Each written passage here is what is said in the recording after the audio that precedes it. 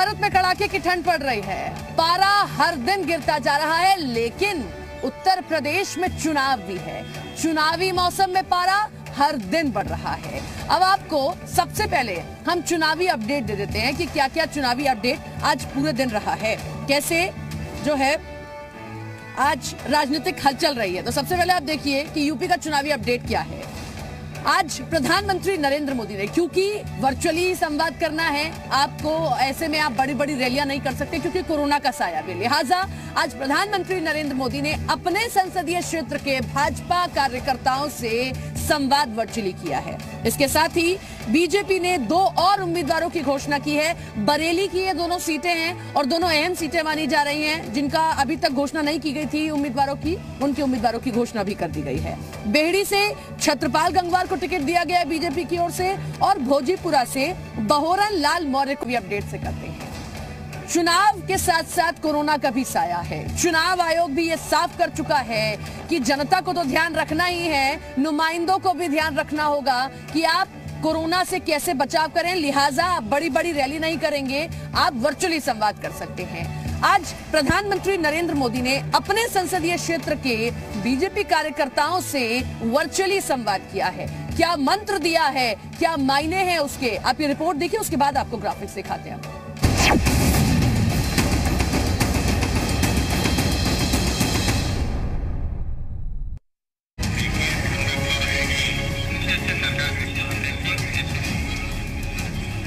उत्तर प्रदेश के चुनावी महासमर के लिए रणभेरी बज गई।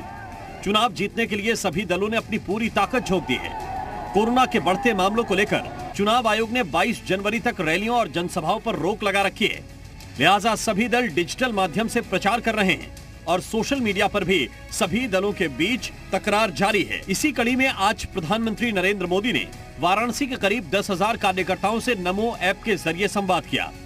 इस मौके पर पीएम का बनारसी अंदाज भी देखने को मिला।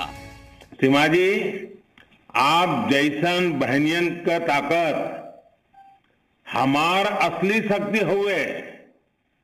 आप खुश तो परिवार खुश, परिवार खुश तो समाज और देश भी खुश होता है। मातृशक्ति प्रसन्न है ना? जी सर, बहुत प्रसन्न है आपसे। पीएम मोदी ने एक कार्यकर्ता से पूछा, चुनावी गर्मी कैसी है? जवाब मिला, मोदी योगी की जोड़ी सब पर भारी है। उत्तर प्रदेश में चुनाव की घोषणा होने के बाद आज प्रधानमंत्री नरेंद्र मोदी ने अपने संसदीय क्षेत्र के कार्यकर्ताओं और बूथ स्तर के पदाधिकारियों से संवाद किया, जिस दौरान प्रधानमंत्री ने काशी में हुए तमाम विकास कार्यों पर कार्यकर्ताओं से प्रतिक्रिया लेने के साथ ही किसानों तक उनकी कल्याणकारी योजनाओं को पहुंचाने पर भी जोर दिया। यूपी में सत्ता पर काबिज होने के लिए बीजेपी बूथ लेवल तक के कार्यकर्ताओं को मजबूत करने में जुटी है। ऐसे में प्रधानमंत्री मोदी ने वाराणसी के 10,000 बूथ लेवल कार्यकर्ताओं को जीत का मंत्र देकर उनका उत्साह बढ़ाया।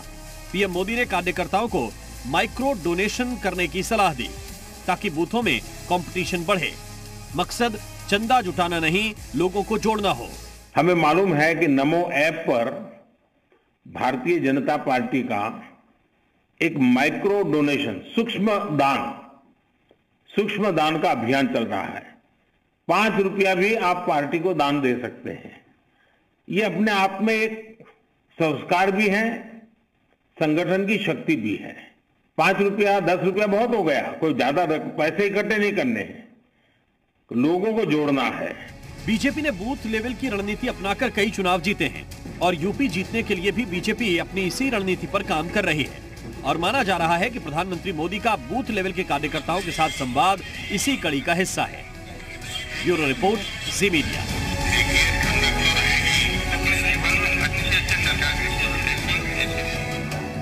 भारतीय जनता पार्टी वो संगठन है जिसे माना जाता है कि बूथ लेवल के कार्यकर्ता तक पहुंचकर हर एक वोटर तक पहुंचती है और यही उसका मंत्र है चुनावों को जीतने का। प्रधानमंत्री नरेंद्र मोदी ने भी आज अपने क्षेत्र के जब बूथ कार्यकर्ताओं से बातचीत की है तो क्या मंत्र दिया है, ग्राफिक्स के जरिए आपको दिखाते हैं। तो आप देखिए कि कैसे अपने कार्यकर्ताओं को संबोधित करते हुए प्रधानमंत्री ने उनको ये मंत्र दिया, चुनावी मंत्र। मोदी का कार्यकर्ताओं को जीत का मंत्र मिला है, हर बूथ पर एक कंपटीशन हो माइक्रो डोनेशन के लिए कंपटीशन हो, 15 दिनों के भीतर ये कंपटीशन हो जाना चाहिए। खेलों का प्रचार प्रसार आप करें, युवाओं को आप जोड़ें, महिलाओं को स्व सहायता समूह से जोड़ें, किसानों को सरकार के लिए आप काम बताएं, कोरोना पीड़ितों की हर संभव मदद करें और एक वोट की कीमत समझानी होगी। अब आप इसमें देखिए, यही प्रधानमंत्री की रणनीति होती है, यही बीजेपी की रणनीति है, यही शाह की रणनीति है। अब इसके जरिए युवाओं को साधा, खेलकूद से जोड़िए, महिलाओं को साधा, स्व सहायता समूह से जोड़िए। कोरोना का साया है, लिहाजा अब कोरोना के जितने भी मरीज हैं उनकी मदद कीजिए। यानी कि एक तीर से कई निशाने साधे जा सकते हैं।